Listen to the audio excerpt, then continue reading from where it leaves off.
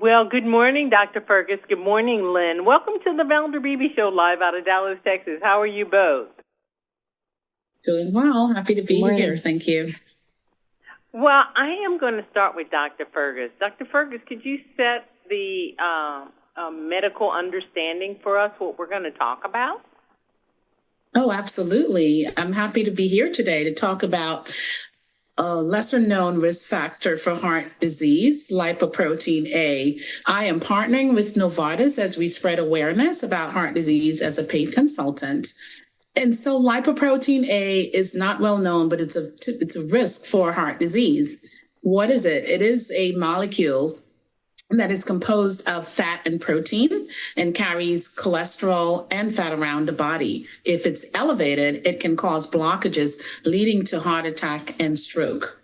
And it's important to recognize that it's genetically inherited, about 90% inherited.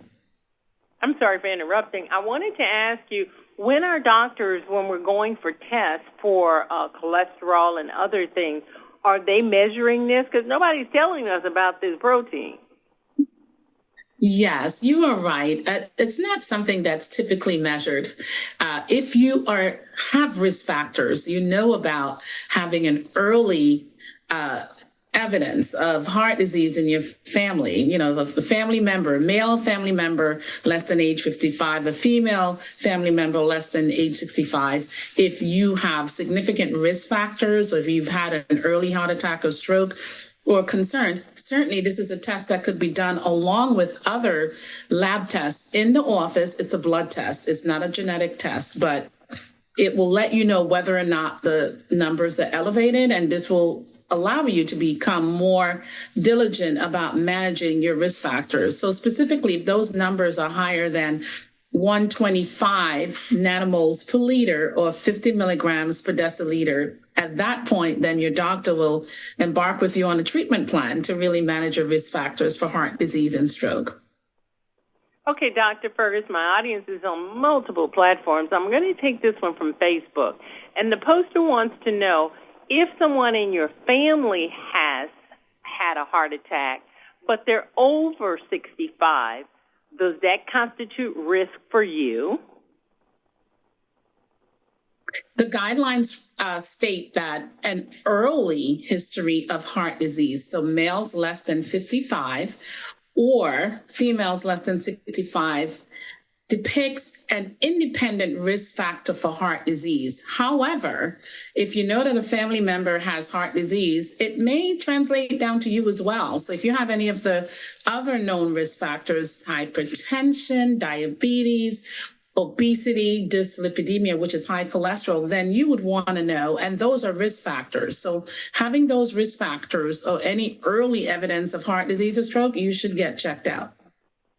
There you go, poster. Okay, so as we talk about this protein, and do we tell our doctor to test for it, or do they know to test for it? Well, I would say tell your doctor. So if you know about it, ask them to do it. If in the primary doctor's office, if they're not doing it, then they can refer you on to a cardiologist, and it's a special blood test. However, it is a blood test that can be done right in the office, and you can get the results. And if patients want to find out more, they can go to the website. So I'm going to drop that in right here.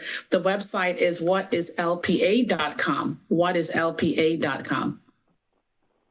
Okay, you brought a friend, Lynn, today, and I think Lynn has a great story to tell us. Lynn, if you can share a little bit of your experience. Sure. My journey with Lp(a) started last March. I woke up with tightening in my chest and trouble breathing and went to the ER to find out. I was shocked to learn that I had a mild heart attack. I do not have any of the traditional factors, no high cholesterol, no high blood pressure. Luckily, I had a cardiologist who was on duty that day and was familiar with Lp(a), and they had me tested for it, and my numbers were very high. So I'm really happy to be here partnering with Novartis today to spread the word on this, because there was really no information when I started looking. Knowing it's hereditary, I had my family tested, my sister was tested. So it's important to get the word out there. Is that why it's important for you to share your personal story? And what do you want us to learn from this? I think people who walk the walk already, that's the people who can teach us something. Right, I agree. Knowledge is power. You can live with it. You work out a treatment plan with your doctor, and it as long as you're managing your other risk factors, you could live a perfectly normal life. Thank you so much for being here to share your story. I applaud that. Dr. Fergus, I'm going to wrap up with you. You're the medical professional on this. You brought this to my audience's attention. I'm telling you, a lot of people say they haven't heard of lipoprotein, so kudos to you for introducing us to that. What do you want us to take away when you are no longer on my show? Well, I want you to know that there are multiple risk factors for heart disease. They can be managed. Ones you know about already, this is a newer one, but it can be managed as long as you know about it. It's lipoprotein A. High levels can be detrimental if your other numbers are not managed. So go to the website that I told you about. And again, I'll tell you what that is. What is LPA.com? And as Lynn said, you can live with this. So if you manage your other risk factors and you know your lipoprotein A levels, you can live a long and healthy life. Dr. Fergus, I always love a happy note, and that's ending on a happy note. That and Lynn's story. So thank you for stopping by the Valder Beebe Show. It's been my pleasure. Pleasure being here. Thanks so much, Valder.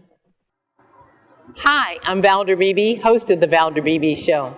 We have over 1,000 videos on ValderBeebeShow.com and YouTube.com/Valder Beebe Show. We upload new videos daily. Our site is a modern baby boomer platform with news and information important to boomers. Subscribe to YouTube.com/Valder Beebe Show and stay connected as I interview the world's most fascinating people.